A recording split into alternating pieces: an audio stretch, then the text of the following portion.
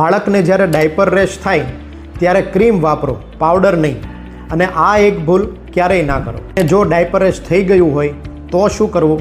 તો સૌથી પહેલાં એ સમજો કે જ્યારે બાળકને ડાયપર રેશ થાય છે ત્યારે ત્યાંની સ્કિન લાલ, ડેમેજ અને બળતરાવાળી હોય છે. અને જ્યારે તેના ઉપર પાવડર છાંટો છો ત્યારે તે પાવડર બાળકના પેશાબ અને પોટી સાથે ભળીને ચીકણું લેયર બનાવી દે છે. આનાથી ફ્રિક્શન વધે છે, પોર્સ બ્લોક થઈ જાય છે અને ઇન્ફેક્શન થવાના ચાન્સીસ ડબલ થઈ જાય છે. ઉપરાંત પાવડરના ઝીણા કણો બાળકના ફેફસામાં જવાનો પણ ખતરો રહે છે. તો સાચો ઈલાજ શું છે? પાવડરને હંમેશા માટે ન કહો. એના બદલે ઝિંક ઓક્સાઇડવાળું ડાયપર રેશ ક્રીમ વાપરો. આ ક્રીમ સ્કિન ઉપર એક પ્રોટેક્ટિવ બેરિયર બનાવશે જે બાળકની સ્કિનને મોઇશ્ચર અને ફ્રિક્શનથી બચાવશે. અને દિવસમાં થોડો વખત બાળકને ડાયપર વગર મુક્ત રહેવા દો. આ જ ઇન્ફોર્મેટિવ વિડીયોઝ માટે અમારા પેજને ફોલો કરો.